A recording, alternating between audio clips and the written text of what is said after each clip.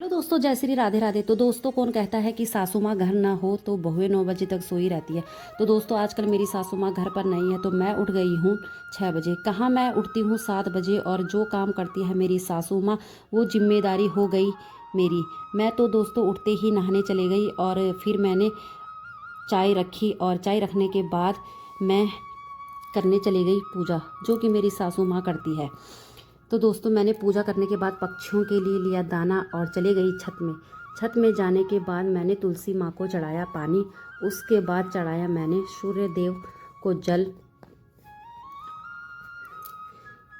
सूर्य देव को जल चढ़ाने के बाद मैं आ गई नीचे।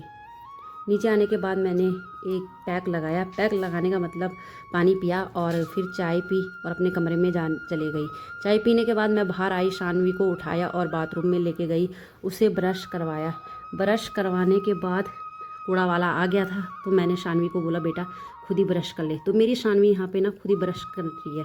तो मैं कूड़ा दे के आई, फिर मैंने शानवी का हाथ मुँह धुला और उसका मुँह सिंगाड़ा सुंगाड़ा अच्छे से मैंने शानवी का साफ किया। और उसके बाल बहुत फैल रहे थे, इसलिए मैंने ऊपर उसका जूड़ा बना दिया और उसके साथ हंसी मजाक करने लगी। उसके बाद मैंने छोड़ दिया अपनी बेटी को स्कूल और फिर घर पे आई। फिर मैंने लगाया झाड़ू।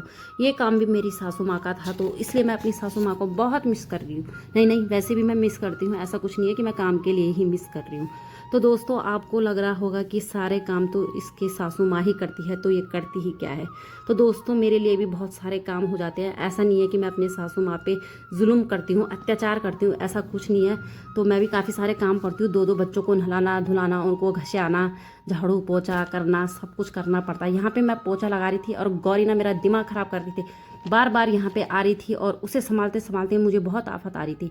तो दोस्तों, यहाँ पे मैंने नाश्ता बनाने की तैयारी कर रही हूँ। ये भी मेरी सासू माँ बनाया करती थी। तो दोस्तों, अभी मैं पतिदेव को घसियाऊँगी और उन्हें घसियाने के बाद उन्हें ड्यूटी भेज दूँगी।